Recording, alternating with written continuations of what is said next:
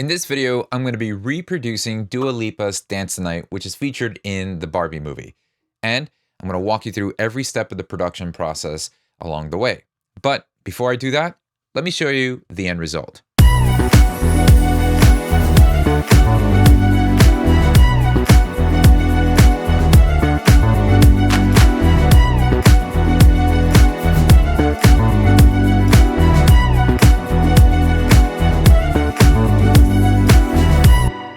Okay, so let's dive right in. Let's start by focusing our attention over to the string arrangement that we can hear throughout the track. To recreate this, I'm using Spitfire Audio's Originals Intimate Strings. Now, this is bundled in their current bundle Producer Selects, which also includes some amazing other patches that Spitfire Audio is featuring for a limited time offer. So definitely visit Spitfire Audio's website to check out the Producer Selects bundle. So I'm using the original intimate strings. So the way I like to break this down is arrange the strings with multiple different instances of the plugin. So we'll start with the top melody line.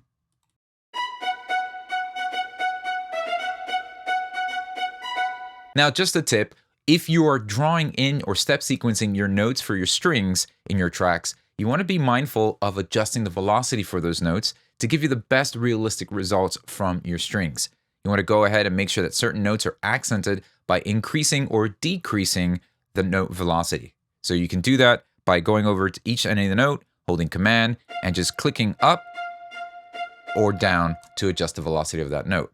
So now moving forward, here's another part here. So this would be more like a cello part.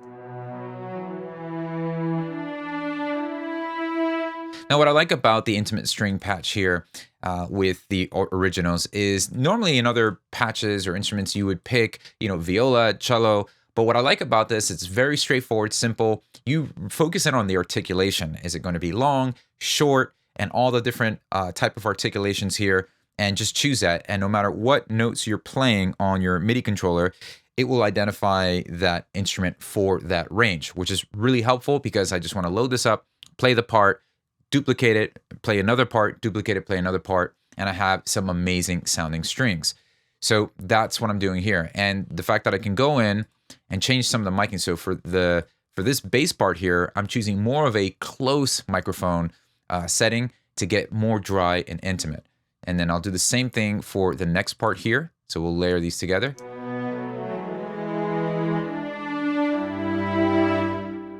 And then we'll have another part right underneath that, playing the chords.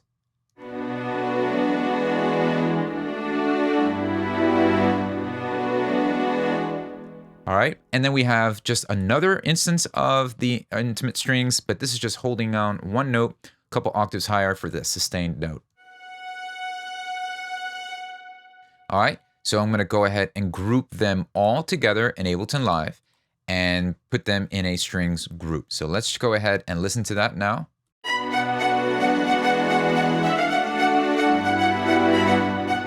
Real quick, I just want to remind you that if you're looking for professional guidance in helping you achieve your music production goals and level up your music production skill set, then I want to encourage you to visit beatacademy.com. It's a platform I created with resources, a community, feedback, listening sessions, as well as close mentorship opportunities that help you take your next step forward with your music. So once again, visit beatacademy.com for more information. All right, let's head back to the video.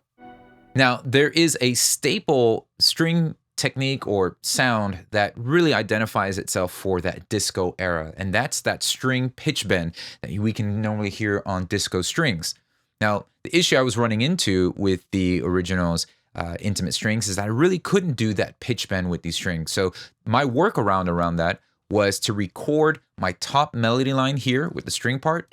I'm going to record that into a track underneath it as audio, and then I'm going to create that pitch bend that we can normally hear on disco strings. So let me walk you through that. So here, track 12, I'm going to set the input of that over to track 11. I want the audio coming from track 11, which is that main top melody line of the strings. That's the input I want. Record enable, and just simply record the audio onto this track. And that's what this is. So we've got the audio there. Now, what I'm going to focus in on is that first initial note. So I'm going to double click this and make sure that in the warping mode, the algorithm I'm choosing is complex. Then head over to the envelope tab, and in here, choose the clip mode and look for transposition. That's what we are going to be tweaking. So now, as you can see here, I drew a point, and now we are pitch bending it. We're going down 5 semitones. So let's just listen to that. And you can adjust the timing. So if I move this a little bit over here, that's, a little bit more drastic. So this felt a little bit natural. Now what I do is I'll go into my top melody line here, and we're going to select that first initial note and hit 0. That is a way to deactivate notes or deactivate clips. So you don't delete them, you're just simply muting them. So now let's put that pitch bend note with the top line.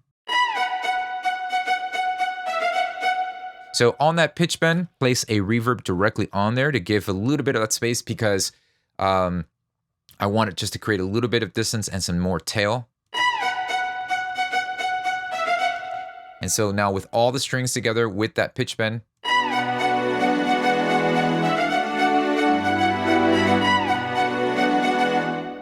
for the string group itself, I'm going to go ahead and use some tape emulation. So the UAD Audio Oxide tape to really give it some nice warmth and some EQing in the context of the rest of the track. All right, so now that I've got all the strings grouped and processed with some tape and EQing, I also want to add a bit of sparkle and movement. And one thing I love putting onto my strings is some meta flanger. So on return track D, which is my return track over here, I have the Waves Audio Meta Flanger. There's just something magical that this plugin does onto my strings. So I have the mix on 100%, the default preset, put the stereo width all the way up, and now I'm going to crank some of that onto the strings.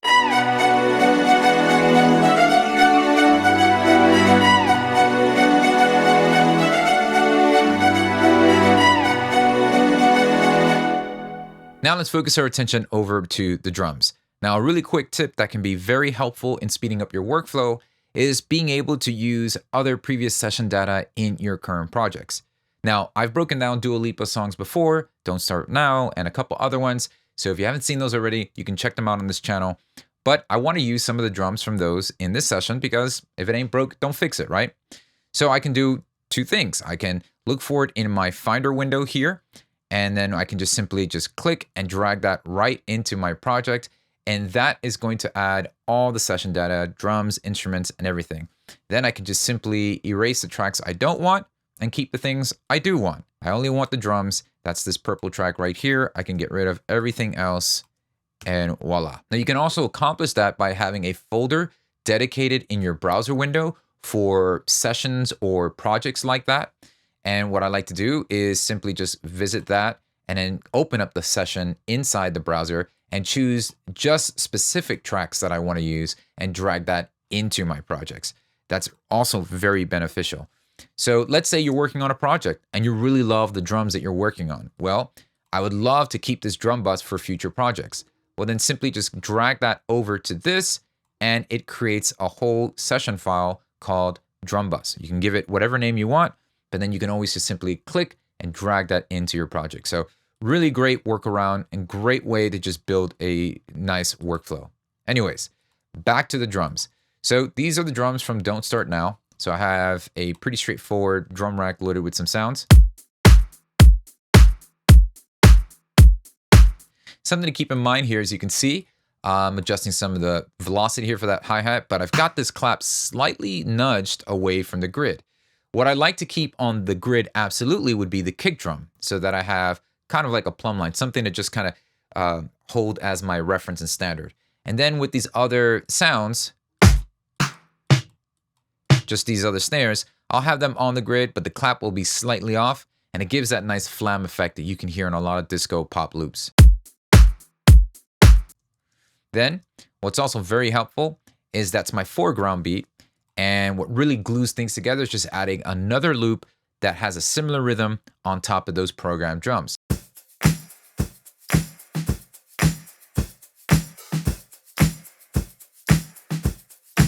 So we've got that rhythm sitting on top of my main program drums.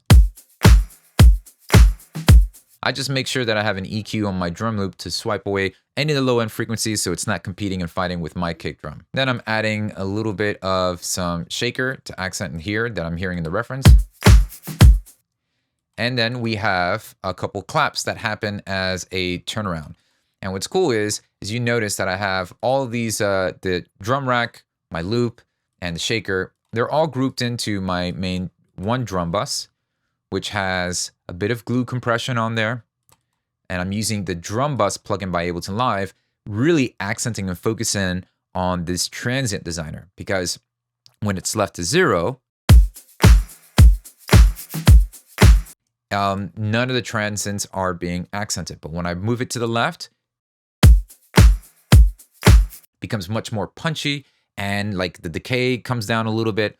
So that's why I like using that transient designer. Then I'm using this EQ just from some low end boost, warming up a little bit, and just kind of EQing this in the context of all the other records.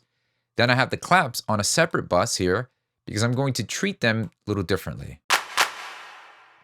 So we have just a couple clap samples, and they are grouped together with reverb inserted directly on the group and some EQ. Now let's turn our attention over to the bass. So here is the bass line.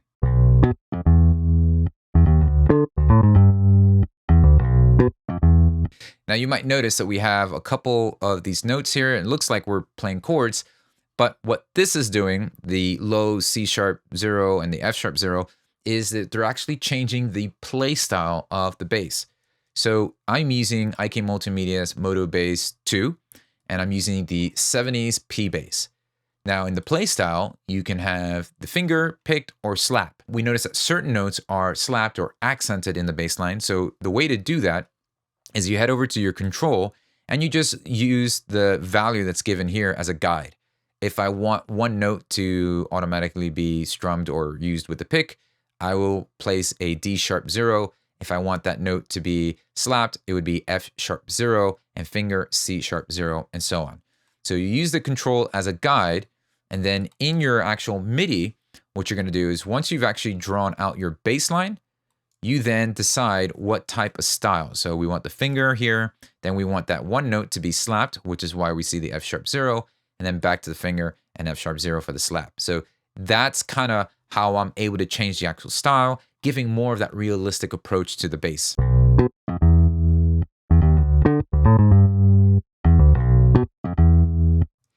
And so once we have that, I'm actually doing a little bit of sidechain compression. So I want the kick drum to be the source.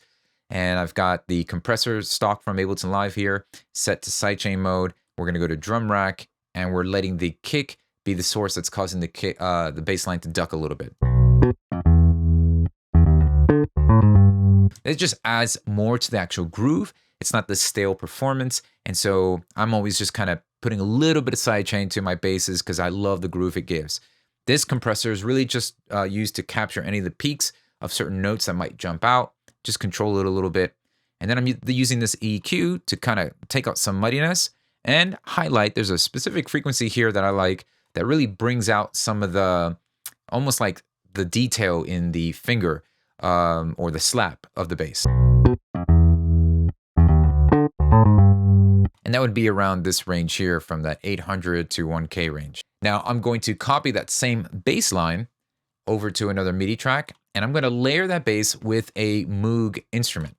Something that when I was listening to the references, I was going back and forth. I was like, man, there's something just chunky about that bass. We know there's a real bass on there, but there's just something that's giving it a just nice bottom end and a growl to it.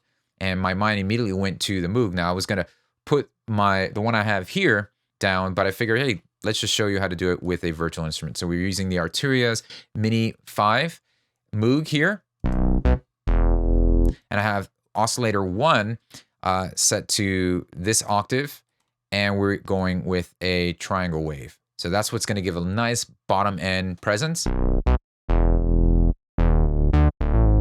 And I've got oscillator 2 just slightly open here, about -3 dB, and that's set to a sawtooth. And this is a whole octave higher. And just messing around with the cutoff and the envelope to a nice place that I liked it. Got the growl sitting just right. and the same sidechain. So when I layer these two together,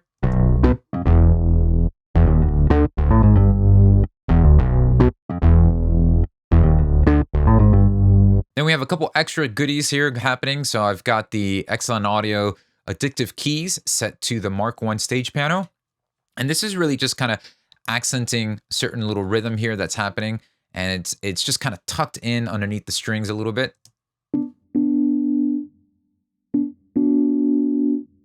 All right, so if I put that with the strings, and there's a clap, and this is really focusing on the intro of the song.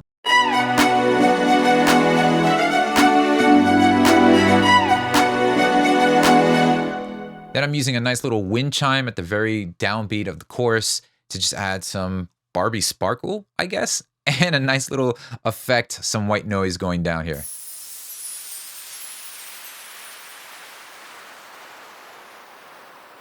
So this is what it sounds like with everything together.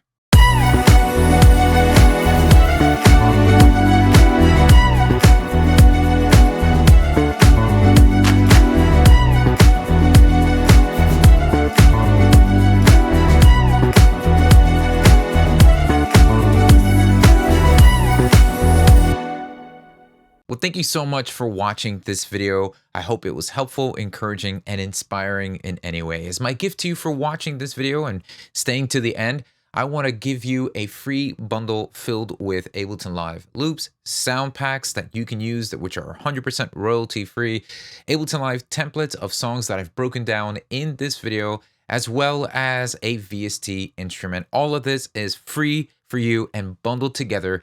Simply visit beatacademy.com/pack to access this bundled gift today. So you can also click the link below in the description box to access this. And once again, I'd like to encourage you to visit beatacademy.com, become a Beat Academy member today if you're serious about moving forward and taking that next step with your music production goals.